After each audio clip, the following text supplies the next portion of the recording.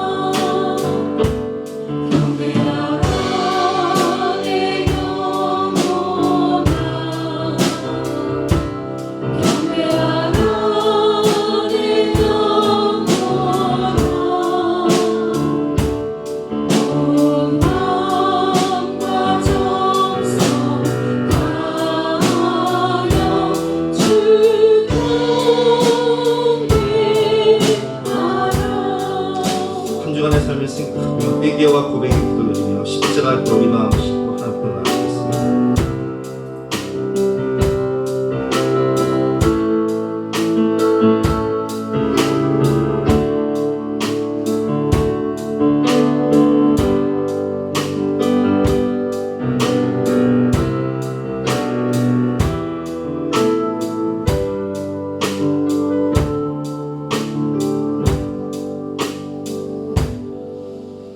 좋으신 아버지 하나님, 오늘도 하나님의 사랑하는 자녀들을 불러주시고 인생의 수고하고 무거운 모든 죄짐을 십자가 앞에 내려놓을 때에 세상이 줄 수 없는 알 수 없는 은혜와 평강을 줄 것을 믿으니 진심으로 감사드립니다.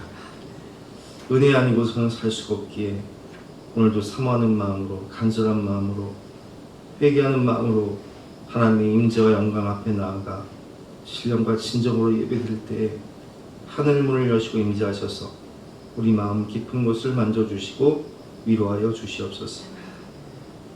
감사를 드리며 거룩하신 예수 그리스도 이름으로 기도드렸사옵나이다. 영원하신 성령으로 말미암아 흠없는 자기를 하나님께 드린 그리스도의 피가 어찌 너희 양심을 죽은 햇에서 깨끗하게 하고 살아계신 하나님을 섬기게 하지 못하겠느냐. 그러므로 주 예수 그리스도 안에 있는 자에게는 결코 정죄함이 없느니라. 아멘. 사제를 확신하며 다같이 사도신경으로 우리 신앙을 고백하시겠습니다. 나는 전능하신 아버지 하나님 천지의 창조주를 믿습니다. 나는 그의 유일하신 아들 우리 주 예수 그리스도를 믿습니다. 그는 성령으로 잉태되어 동정녀 마리아에게서 나시고 본디오 빌라도에게 고난을 받아 십자가에 못 박혀 죽으시고 장사된 뒤 사흘 만에 죽은 자 가운데서 다시 나셨으며 하늘로 오시어 전능하신 아버지 하나님 우편에 앉아 계시다가 거기로부터 살아있는 자와 죽은 자를 심판하러 오십니다. 나는 성령을 믿으며 거룩한 공교회와 성도의 교제와 죄를 용서하는 것과 몸의 부활과 영생을 믿습니다. 아멘. 다 같이 앉으셔서 함께 찬송하시겠습니다.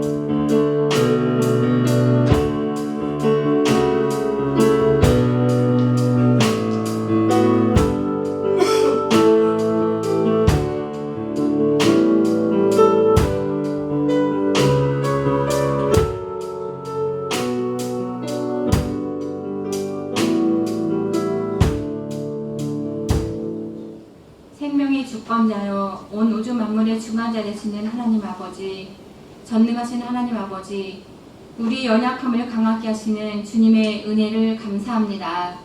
하나님의 말씀을 의지하여 우리가 세상을 이기는 힘을 허락하신 은혜에 감사합니다. 하나님의 전으로 나와 우리 연약함을 고백하게 하심을 감사합니다. 이 시간 삼위일체 되시는 하나님께 드리는 이 예배가 향기 넘치는 산 제사가 되게 하여 주세요.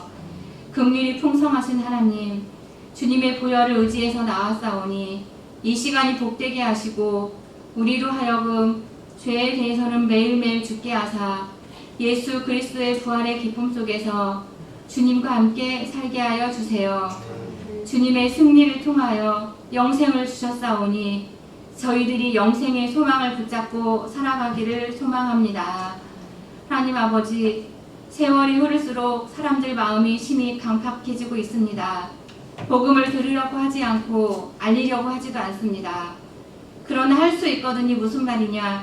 믿는 자에게는 능치 못함이 없느니라는 주님의 말씀에 확신을 가지고 끝까지 영혼 구원을 위해 힘쓰는 우리가 될 수 있도록 축복하시고 은혜 위에 은혜를 더하여 주세요. 선한 목자 되시는 주님, 오늘도 세상에서 좌절하고 고통받는 주의 백성들을 긍휼히 여기시기를 원합니다. 캄캄한 인생의 밤길에서 야곱에게 찾아오신 하나님께서 오늘도 고통받고 신음하는 주의 백성들에게 찾아오사 새 믿음과 용기와 확신을 주시기를 간구합니다.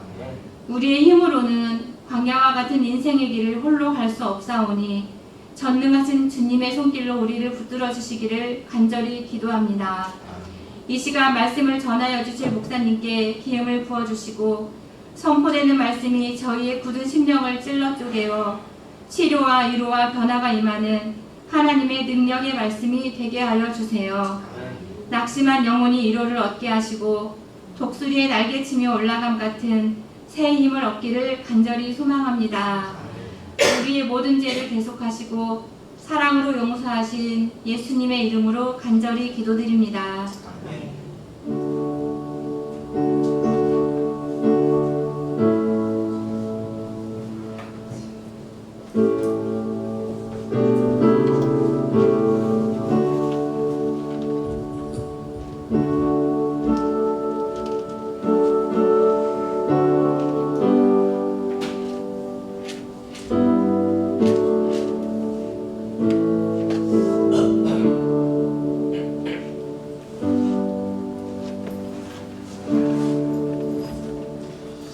반갑습니다. 복된 주일 주님을 사랑하는 마음으로 예배의 자리에 나오신 여러분들을 주님이 사랑하시고 축복해 줄 것을 믿습니다.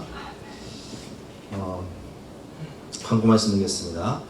지난주가 청년부 여름 캠프를 하나님 은혜 가운데 다녀왔습니다. 잘 마쳤고요. 여러분들이 기도해 주시고 또 참조해 주셔서 풍성하게 마칠 수 있었습니다. 감사드립니다. 2부 예배 후에 간편식을 드리니까 식사하고 하셨으면 좋겠습니다. 식사 후에 목장 모임 진행하도록 하겠습니다. 오늘 주시는 말씀 로마서 5장 3절부터 4절까지 말씀 보겠습니다. 신약성경 245면입니다. 제가 냉방병이 좀 걸려가지고 에어컨 바람이 좀 세면 기침이 나요. 임집사님 마이크 좀 붙잡고 저를 좀 도와주시면 좋을 것 같습니다. 앞에 마이크 있으니까 우리 한 목소리로 함께 읽도록 하겠습니다. 시작! 다만 이뿐 아니라 우리가 환난 중에도 즐거워하나니 이는 환난은 인내를, 인내는 연단을, 연단은 소망을 이루는 줄 알미로다. 아멘. 오늘은 인생의 태풍을 만날 때라는 제목으로 본 말씀 의지해서 함께 은혜를 나누도록 하겠습니다. 지난주까지만 해도 날씨가 너무 더웠죠. 40도에 육박하는 그런 날씨였기 때문에 가만히 앉아 있어도 땀이 흐르고 밖에 나갈 수가 없었고 숨 쉬는 것조차 힘든 그런 날씨였는데 13호 태풍 돌핀이 중국을 관통하면서 날씨가 확 바뀌었어요. 날씨가 많이 5도 이상 떨어졌고 찬바람이 불기 시작했고 우리 생활에도 많은 변화를 주었습니다. 이것은 태풍이 준 변화였죠.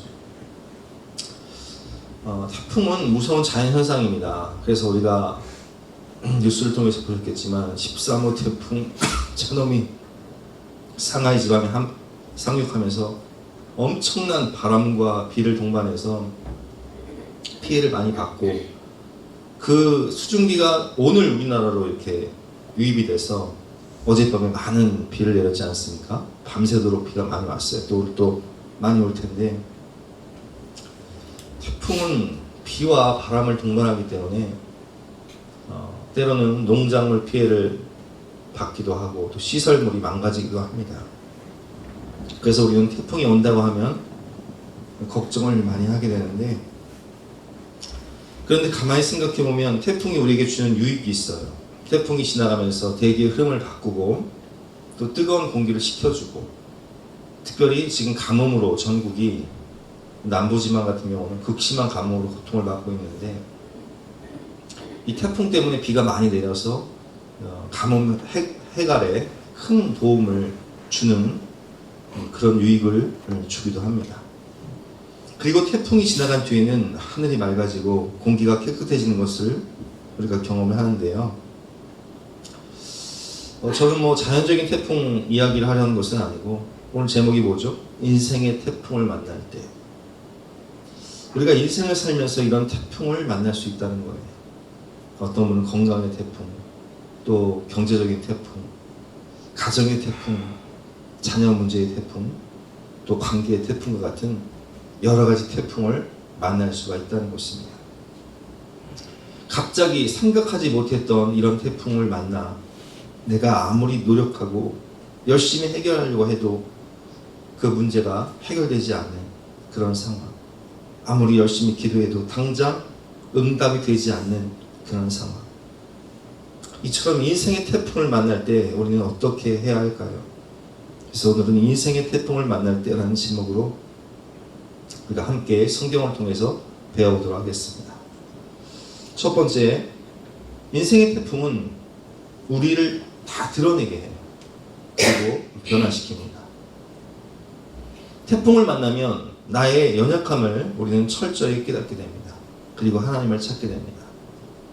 태풍을 통해서 우리는 우리 자신이 얼마나 작은 존재인지를 깨닫게 됩니다. 평소에는 내가 세상을 움직이는 것처럼 생각하고, 내가 돈을 벌고, 내가 계획하고, 내가 모든 것을 결정하고, 내가 열심히 노력하면 모든 것이 될 것처럼 생각하고 살아갑니다. 그런데 인생의 태풍이 한번 오면 우리의 생각은 완전히 달라져요. 태풍의 강한 바람 앞에서는 배도 안 뜨고요, 비행기도 뜨지 않습니다. 심지어는 강한 태풍이 몰아치면요, 기차도 운행하지 않아요. 모든 길이 막힙니다. 태풍 한 번에 과수원 같은 경우는 낙과 피해를 받게 되면요, 밀련 농사를 망치기도 하고요, 또 벼농사 같은 경우도 침수 피해를 당하게 되면요, 밀련 농사가 날아가 버려요. 태풍 한 번에 평생 자신이 세운 전 재산이 날아가기도 하고, 건물이 침수되거나 무너지기도 합니다. 우리는 이런 강한 태풍을 만나게 되면 비로소 내가 얼마나 연약한 존재인가를 철저히 깨닫게 됩니다.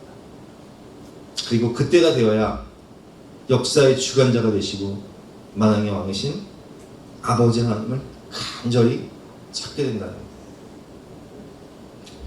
갈릴리에서 어부로 살았던 제자들은 마가복음 4장을 보면 자신의 경험과 지식을 의지하며 살았어요.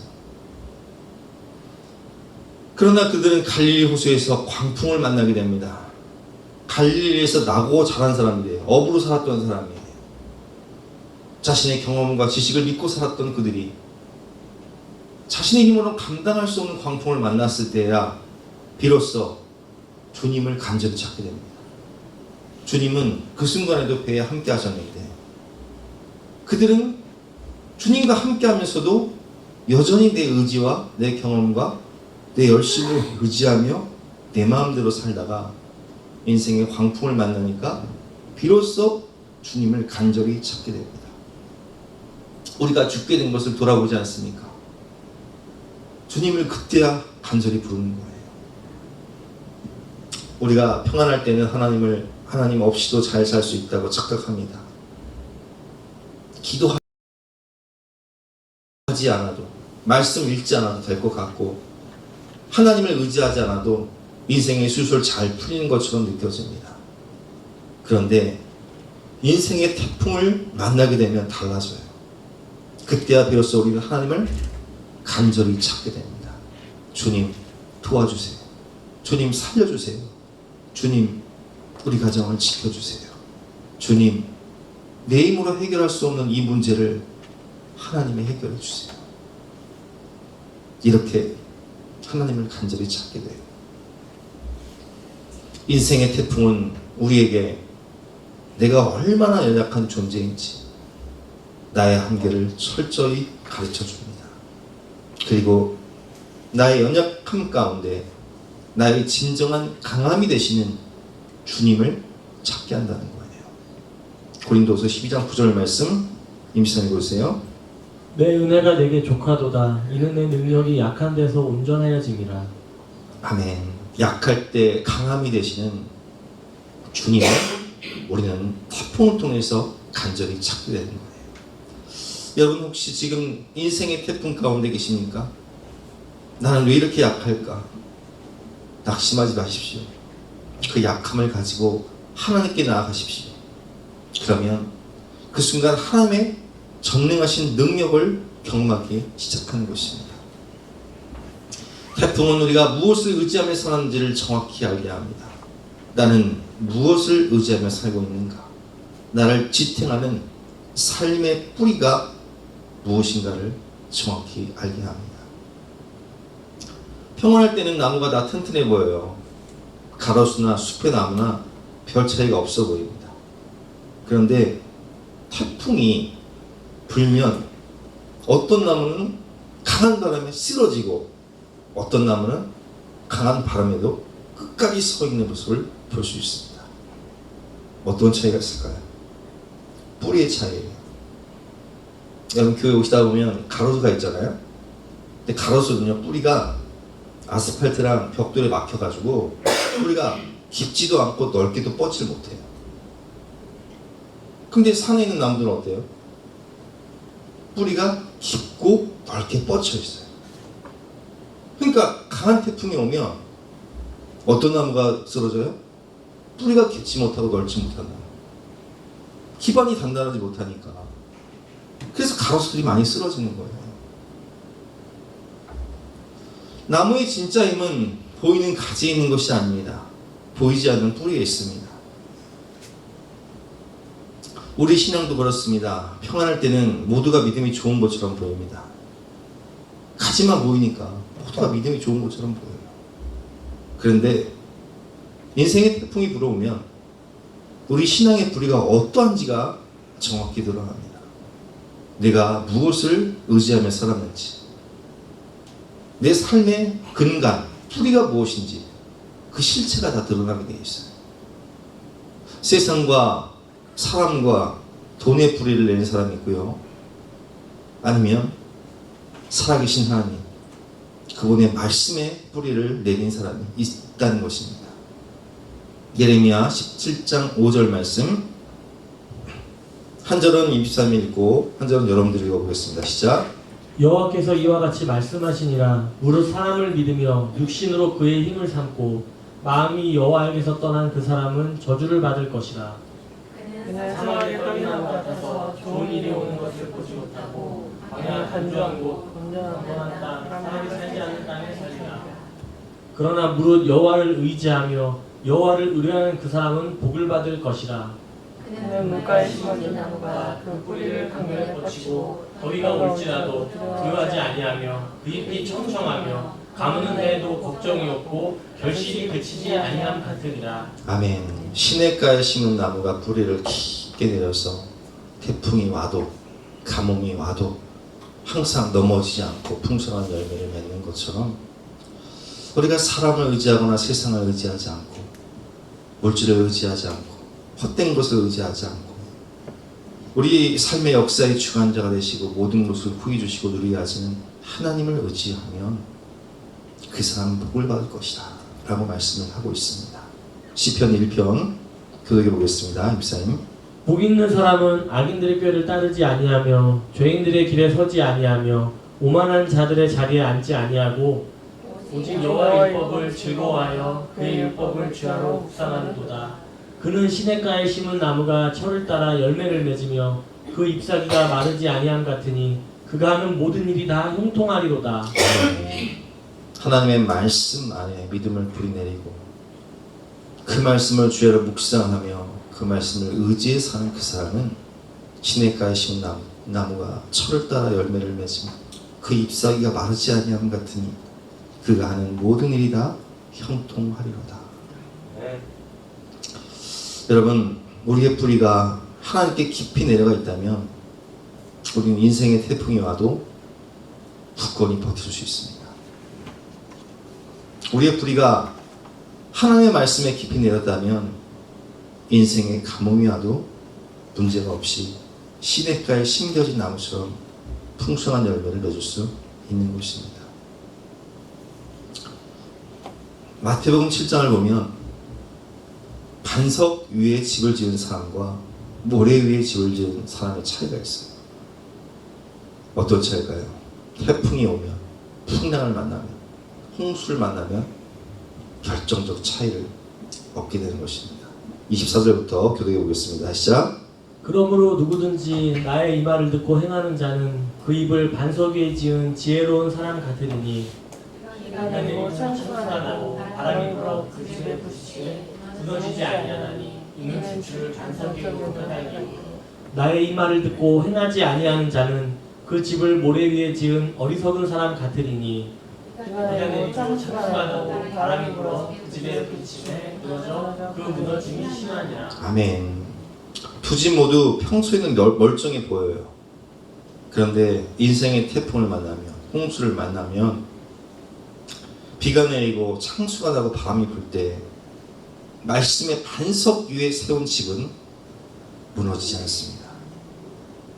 왜입니까? 기초가 반석 위에 세워져 있기 때문입니다.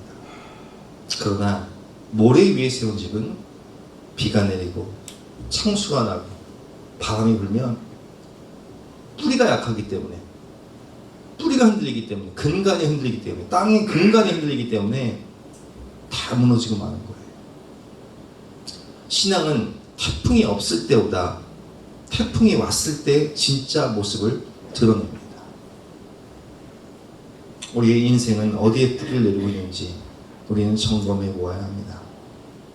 그리고 우리는 날마다 하나님의 말씀을 주야로 묵상하며 시냇가에 심은 나무와 같이 믿음 뿌리 내리고 주야로 하나님의 말씀을 묵상하며 그 말씀에 순종하며 그 말씀대로 살아가려고 몸부림치며 살아갈 때 그것이 나의 능력이 되어서 믿음의 뿌리가 깊이 내려서 인생의 태풍이 와도 홍수가 와도 가뭄이 와도 우리는 굳건히 버텨낼 수 있는 것입니다.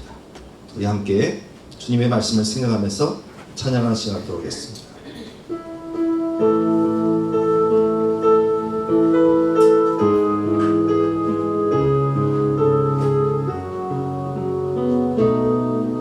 너는 시냇가에 심은 나무라. 너는 시냇가에 심은 나무라.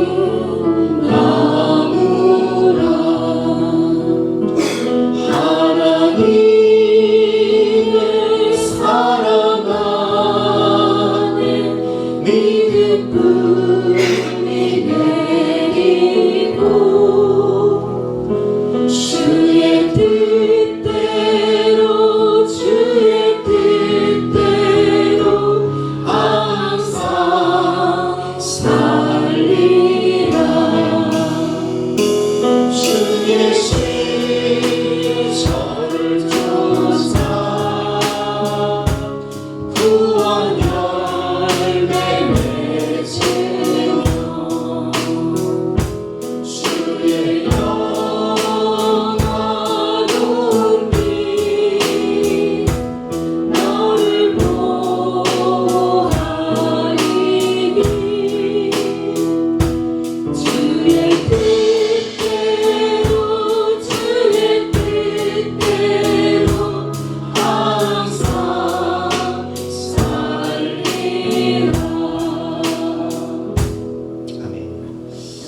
번째로 태풍은 우리 내면과 핵심 가치를 변화시킵니다. 태풍은 평소에 보이지 않던 것들을 드러냅니다. 태풍은 강한 바람이 불기 때문에 감추어져 있던 모든 것들을 밖으로 끌어내요. 이번에 뭐 태풍은 아니지만 유럽에 가뭄이 오니까 그 강바닥이 다 말라가지고요. 원전도 멈추고 유람선 운행이 다 멈췄어요. 근데 강바닥이 말라버리니까 2차 세계대전 당시에 침몰됐던 배들이 다 들어오기 시작했어요. 평소에 전혀 볼 수 없었던, 우리도 이제 남부지방에 가뭄이 심각해지니까 수몰지역, 옛날에 동리였던 것을 댐으로 만들었던 그런 지역이 있잖아요. 수몰 지역에 집들이, 길들이 드러날 때가 있어요. 여러분, 그렇습니다. 태풍은 감추어졌던 우리의 속마음을 다 드러내요. 인생의 태풍이 옵니다. 평소에는 내가 좋은 사람이라고 생각합니다. 나는 화를 잘 안 내. 나는 욕심이 없어. 나는 사람을 미워하지 않아. 내 정도의 인격이면 괜찮겠지. 나 정도의 성품이면 괜찮겠지. 그런데 인생의 태풍을 만나면 사람이 달라져요. 화가 납니다. 원망이 생기고 불평이 늘어나고 혈기가 생기고 돈 문제가 생기면 욕심이 드러납니다. 사람이 나를 인정해 주지 않으면 섭섭함이 올라옵니다. 그때 우리는 깨닫습니다. 아, 내가 괜찮은 사람이 아니었구나. 내 안에 이런 나쁜 마음들이 가득했네. 내 안에 드러나지 않았던 이런 죄악이 가득했네. 태풍 속에서 성령님은 우리 심령 안에 무엇이 있는지를 다 보여주세요. 드러내주세요. 베드로는 갈릴리 호수를, 주님을 처음 만났을 때 깊은 곳에 그물을 던져라. 그래서 막 그물 찢어지도록 고기를 잡잖아요. 그때 베드로가 깨달은 게 뭐냐? 야, 예수님은 이 갈릴리 호수를 다 꿰뚫고 계시는구나. 그러면 내 과거도 내 마음도 다 아시겠네? 아무도 모르는 그 숨겨진 죄악들을 다 아시겠네? 그래서 베드로는 이렇게 고백을 해요. 누가복음 5장 8절, 미사님. 시몬 베드로가 이를 보고 예수의 무릎 아래에 엎드려 이르되 주여 나를 떠나소서 나는 죄인으로소이다 하니. 아멘.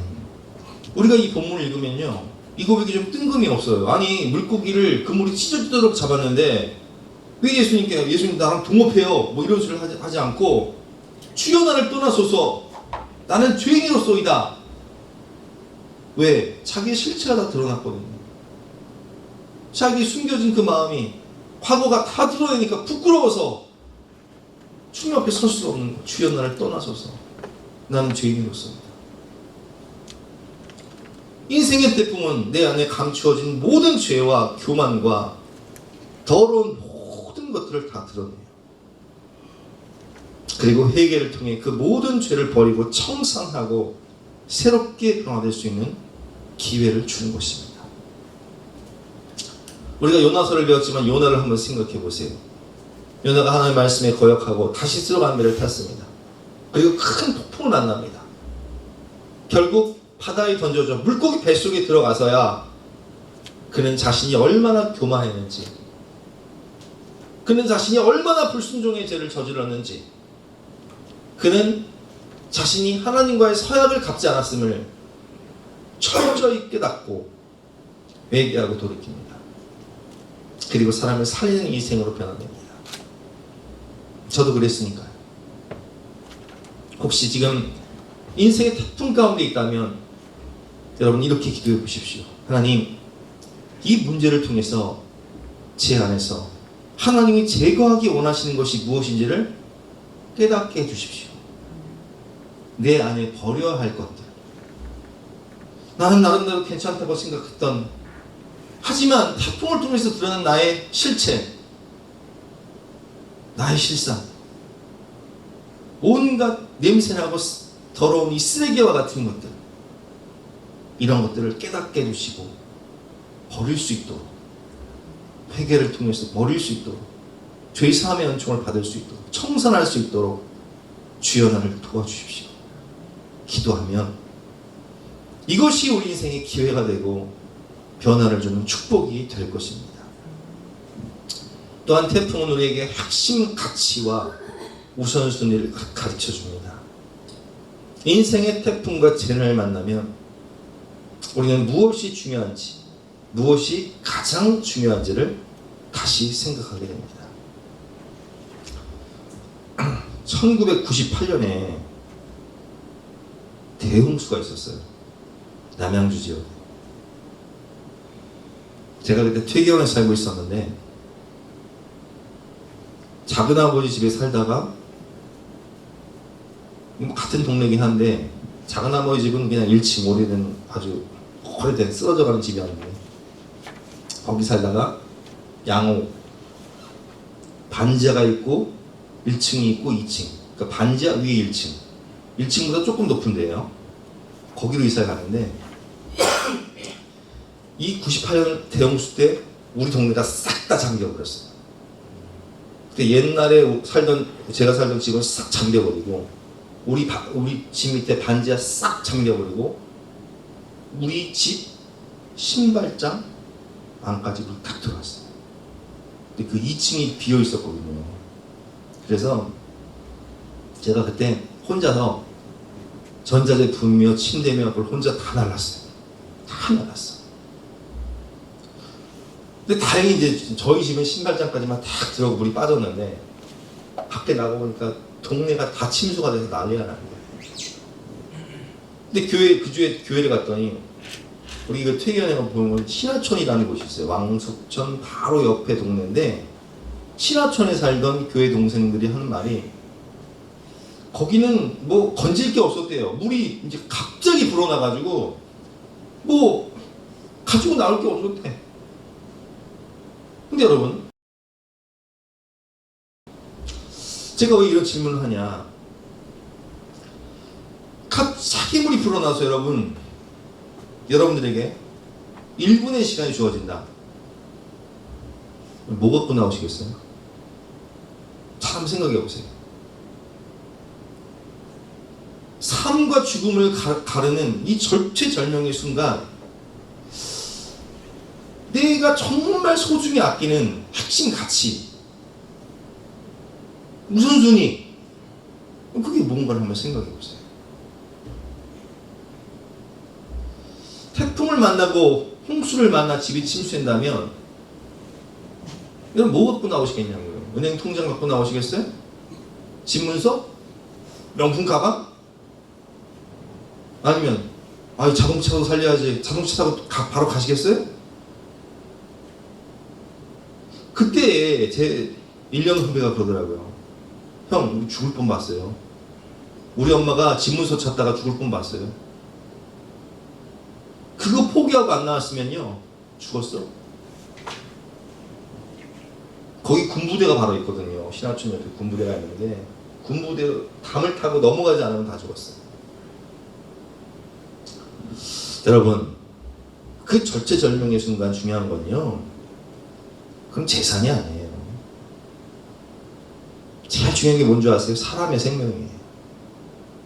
가족들이 죽지 않고 무사히 살아나는 거. 왜? 다른 건요, 어차피 다 홍수 지나고 나면 뭐 가구, 전자제품 못 써요. 다 싹 갈아야 돼. 그리고 돈은 있다가도 없고 없다가도 있는 거기 때문에 회복이 돼요. 근데 사람의 생명은 이게 바꿀 수가 없어요. 가끔 어리석은 사람들이 옛날에 고무신 떠내려간다고, 그거 잡겠다고 생명과 맞바꾸는 그런 안타까운 일들이 있었어요. 여러분, 가장 중요한 순간 나의 핵심 가치, 우선순위가 어디에 있습니까? 사람의 생명, 가족의 안정과 건강, 그리고 가장 중요한 것은 우리 가족들이 영원한 천국에 가는 것. 이건 돈으로도 해결할 수 없는 문제예요. 돈은 있다가도 없고 없다가도 있고 나중에 회복이 될 수 있지만 이건 어떻게 할 수 있는 문제가 아니에요. 평소에는 중요해 보였던 것들이 태풍 앞에서는요, 아무것도 아닌 것처럼 느껴질 때가 있습니다. 우리 인생도 그렇습니다. 어떤 사건을 지나고 나면 우리의 가치관이 달라집니다. 그 사건을 겪으면서 내가 왜 그렇게 돈에 집착했을까? 내가 왜 그렇게 사람들의 평가에 신경을 썼을까? 내가 왜 하나님보다 세상의 성공을 더 중요하게 생각했을까? 그런 깨달음이 찾아와요. 뭔지인지 아세요? 죽음 앞에 서면 내가 왜 이렇게 돈에 집착했을까? 내가 왜 이렇게 사람들의 인정받는 것에 목말라 했을까? 내가 왜 썩어질 것에 내 인생을 전부 투자했을까? 내 인생에서 가장 중요한 핵심 가치와 우선순위, 내가 끝까지 붙잡아야 할 가장 소중한 것은 무엇인가요? 하나님은 태풍이라는 물시험과 불시험을 통해 우리에게 묻습니다. 너에게 정말 중요한 것이 무엇이냐? 네가 끝까지 붙잡아야 할 것이 무엇이냐? 돈입니까? 명예일까요? 성공일까요? 사람들에게 인정받는 것일까요? 아니면 우리에게 모든 것을 주시고 후히 주시고 누리게 하시며 우리를 위해 해와 달과 별을 만드시고 우리를 구원하시며 우리에게 하나님 나라를 맡겨주시는 영원하신 하나님입니까? 인생의 마지막 순간에 우리가 가지고 갈 수 있는 것, 결국 남는 것은 하나님과의 관계고요, 또 사랑했던 사람들과의 관계라는 거예요. 태풍은 우리에게 서로의 소중함을 깨닫게 합니다. 하나님의 소중함, 그리고 가족의 소중함, 친구의 소중함, 성도의 소중함, 생명의 소중함. 태풍이 오면 사람들은 서로 도와요. 혹시라도 홍수가 나서 물에 빠진 아이가 있으면요, 사람들은 힘을 합쳐서 어떻게든 그 아이를 살리려고 구해냅니다. 침수된 곳이 있으면 사람들은 함께 물을 퍼내고요, 나무가 길을 막으면 함께 그 나무를 치워요. 혼자서는 할 수 없는 일을, 재난을 만나면 사람들은 서로 힘을 합치게 되어 있어요. 태풍이 오면 우리 교회 성도들도 마찬가지죠. 서로를 위해서 기도해요. 누구네 사업장 괜찮을까? 누구네 집 괜찮을까? 걱정하며 기도해요. 우리 인생의 태풍도 마찬가지입니다. 평소에는 각자 바쁘게 살아갑니다. 내일, 내 가정, 내 문제만 생각합니다. 그런데 어려움이 찾아오면 사람이 얼마나 귀한지를 알게 됩니다. 내가 인생의 태풍을 만날 때 누군가 내게 따뜻한 문자 한 통을 보내주면 그것이 얼마나 감사한지 몰라요. 누군가 함께 기도해 주는 것이 얼마나 큰 위로가 되는지 모릅니다. 누군가 말없이 내 곁에 있어주는 것이 얼마나 큰 힘이 되고 위로가 되는지 몰라요. 그래서 하나님께서는 우리에게 가정 공동체를 허락하셨고 교회 공동체를 허락하셨습니다. 공동체의 소중함, 사람의 소중함. 갈라디아서 6장 2절 임주사님. 너희가 짐을 서로 지라 그리하여 그리스도의 법을 성취하라. 여러분, 사람이 소중해요. 남는 건 사람이고요, 관계예요. 결국 우리 인생의 끝에서 남는 건 하나님이에요. 돈이 아니에요. 명예가 아니에요. 썩어질 세상 것이 아니에요. 결국 사람이 남고, 사랑이 남고, 하나님이 남고, 천국이 남는 것입니다. 세 번째, 태풍 속에서도 주님은 나와 함께 하십니다. 태풍은 반드시 지나가요. 태풍이 아무리 강해도 영원하지 않아요. 폭풍과 아무리 길어도 결국 멈출 때가 있다는 거예요. 밤이 아무리 길어도 아침은 반드시 찾아옵니다. 시편. 울음이 깃들일지라도 아침에는 기쁨이 오리로다. 아멘. 여러분, 밤이 깊을수록, 새벽이 깊을수록 어둠이 깊을수록 아침이 가까웠다는 증거지 않습니까? 저녁에는 어둠이 깃들지라도 아침이 되면 기쁨이 오는 거예요. 이 또한 다 지나가는 것입니다. 태풍은 지나가는 거예요. 사랑하는 성도 여러분, 지금 여러분의 인생에 어떤 태풍이 불고 있습니까?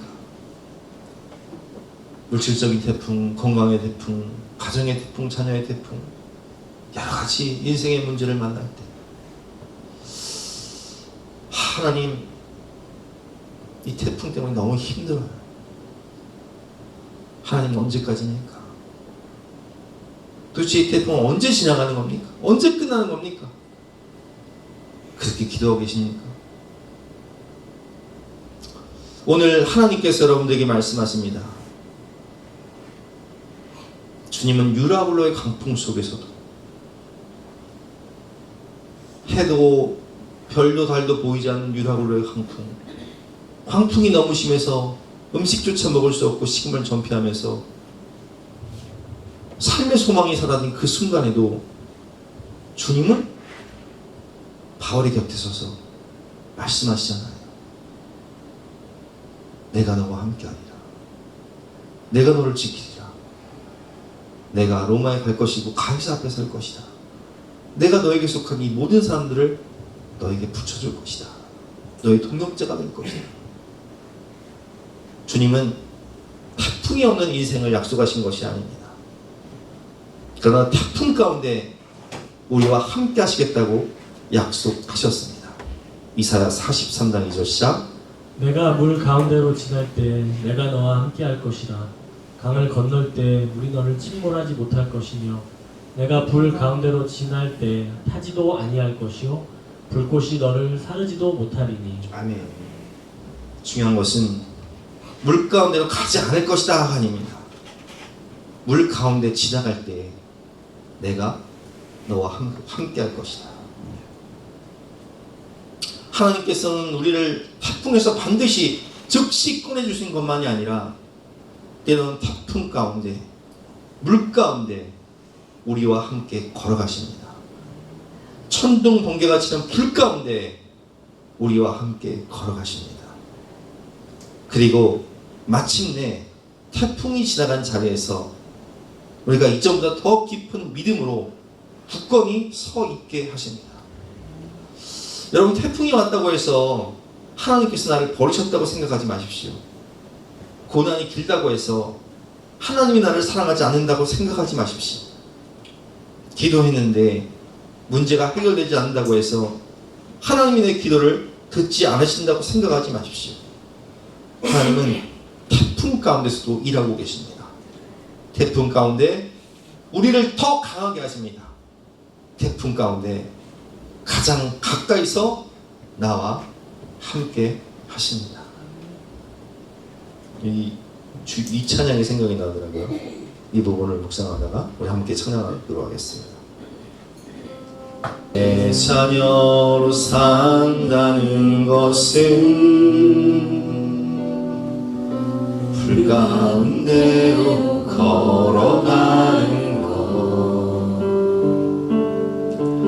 그 속에서 신실하게 날 지키시는 그 손길을 경험하는 것. 주의 자녀로 산다는 것은, 주의 자녀로 산다는 것은 바다 위로 걸어가는 것, 내 온몸을 덮쳐오는, 내 온몸을 덮쳐 폭풍 속에서 잠잠히 주 바라보는 것, 때론 불 가운데, 때론 불 가운데 휩싸일 때도, 폭풍 가운데 무너질 때도 주님 내 곁에 함께 하시니 가장 가까이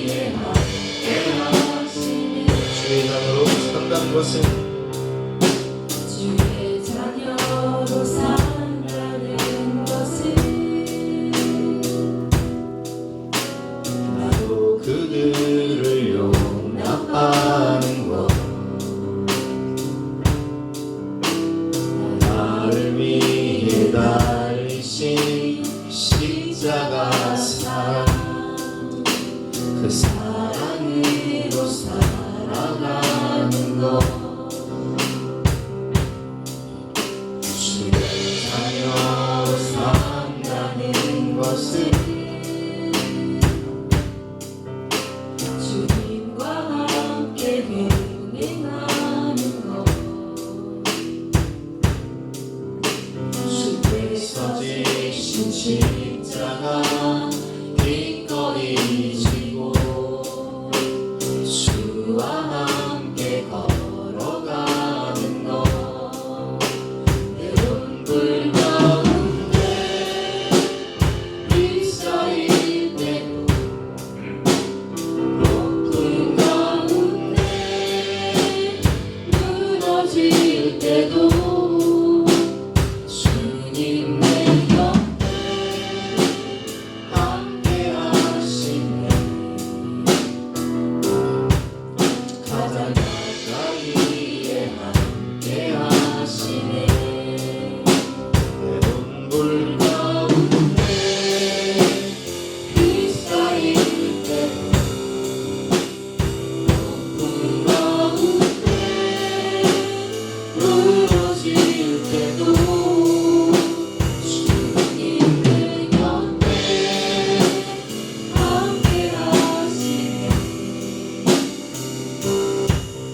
가장 가까이에 함께 하시네. 아멘. 태풍이 지나가는 그 순간에도 주님은 주님의 날개 그늘 아래 우리를 품어주시고 우리가 함께한다는 사실을 기억하시고 믿음으로 승리하시는 저와 여러분 되시기를 주님으로 축원합니다. 아멘. 오늘 결론입니다. 하나님은 태풍 가운데서도 함께하십니다. 때로는 우리 인생의 태풍을 잠잠하게 하시기도 하시고, 때로는 태풍 가운데 우리를 붙드시고, 때로는 태풍을 통해 우리의 모든 죄악을 드러나게 하시고 회개하게 하시고 변화시키시고, 그리고 태풍이 지나간 뒤 우리는 깨닫게 되지요. 그때는 몰랐는데 하나님께서 그 태풍을 통해 나를 더 깊은 믿음의 길로 이끄셨구나. 여러분, 태풍은 반드시 지나갑니다. 비도 그칩니다. 바람도 풍랑도 잠잠해집니다. 그리고 어느 순간 구름 사이로 햇빛이 비칩니다. 그때 우리는 이렇게 고백하게 될 것입니다. 하나님, 태풍도 은혜였습니다. 그 태풍 때문에 제가 하나님을 더 깊이 알게 되었습니다. 그 태풍 때문에 제 믿음의 뿌리가 더 깊어졌습니다. 그 태풍 때문에 제가 정말 중요한 내 인생의 핵심 가치, 우선순위가 무엇인지를 알게 되었습니다. 사랑하는 성도 여러분, 지금 태풍 가운데 있는 분이 계시다면 두려워하지 마십시오. 하나님께서 여러분과 함께 계십니다. 그리고 기억하십시오. 태풍보다 크신 하나님이 우리의 손을 붙잡고 함께 걸어가신다는 사실, 우리 함께 주신 말씀 생각하면서 기도하기 전에 오늘 본 말씀이죠. 우리 함께 읽어보겠습니다. 시작. 환난은 인내를, 인내는 연단을, 연단은 소망을 이룹니다. 그러므로 태풍 가운데서도 하나님을 바라보고 붙드십시오. 아멘. 주님 모든 순간에도 여러분과 함께 하시며 반드시 소망을 주시고 승리를 주실 것입니다. 함께 찬양을 기도하겠습니다.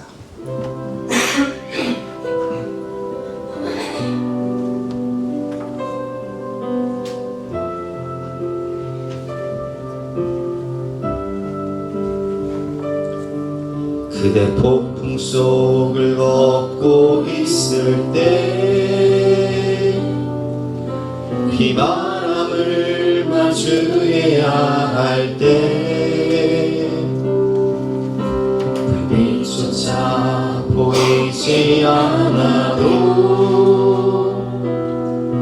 그대 혼자 걷지 않을 거예요. 다시 한번 고백합니다. 그대 손을 걷고 있을 때 비바람을 마주해야 할 때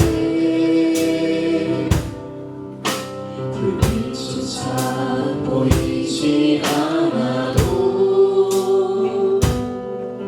그대 혼자 걷지 않을 거예요. 두려움 앞에서 하늘을 보아요. 외로운 그대여 걱정 마요. 꿈꾸는 그 길 또 걷고 걸어요. 그대 혼자 걷지 않을 거예요. 다시 한번 부릅니다. 그대 손을 걷고 있을 때 비바람을 마주해야 할 때 불빛조차 보이지 않아도 그대 혼자 걷지 않을 거예요. 두려움 앞에서 하늘을 보아요. 외로운 그대여 걱정 마요.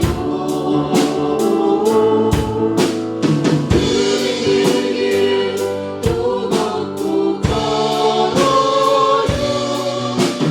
혼자 걷지 않을 거예요. 두려움 앞에서 하늘을 보아요. 외로운 그대여 걱정 마요. 그 길 또 걷고 걸어요. 혼자 걷지 않을 거예요. 주신 말씀이 생각하며 간절한 마음으로 기도해 나가시겠습니다.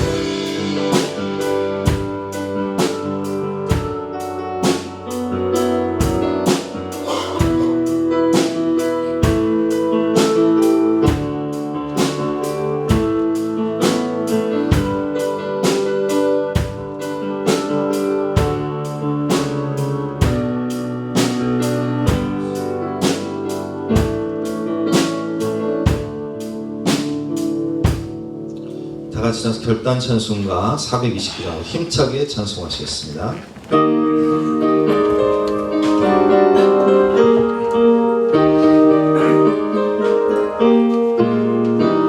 세상 모든 빗방울을 흔들어 약한 마음 낙심하게 될 때에 내려주신 주의 복을 세워라. 주의 크신 복을 내가 알리라. 하늘 복을 세워 보아라. 크신 복을 내가 알리라. 하늘 복을 세워 보아라. 주의 크신 복을 내가 알리라. 세상 모든 걱정 너를 누르고 십자가를 등에 지고 나갈 때 주가 내게 주신 복을 세워라. 두려움 없이 항상 찬송하리라. 하늘 복을 세워 보아라. 크신 복을 내가 알리라. 하늘 복을 세워 보아라. 주의 크신 복을 내가 알리라. 세상 권세 너의 앞길 많을 때 주가 믿고 낙심하지 말아라. 천사들이 너를 보호하리니 염려 없이 항상 보고 나가라. 하늘 복을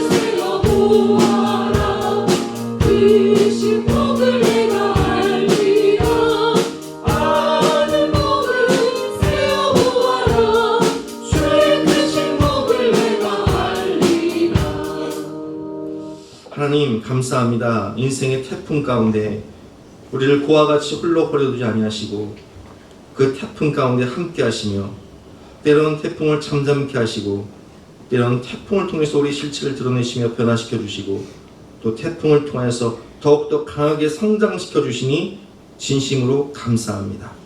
태풍 속에서 우리를 주님의 날개 아래 품어주시고 또 말씀하시고 위로해 주실 때에 이 태풍을 통하여 하나님의 뜻을 더욱더 깊이 깨닫고 믿음 뿌리 내리고 하나님을 기쁘시게 하며 하나님의 영광과 나라를 위해서 더욱더 귀하고 아름답게 쓰임받는 우리 모두가 될 수 있도록 변화시켜 주시옵소서. 태풍은 반드시 지나간다는 사실을 기억하고 태풍 이후에 올 하나님의 생명의 무지개를 바라보며 약속의 무지개를 바라보며 믿음으로 승리하는 우리 모두가 될 수 있도록 축복하여 주시옵소서.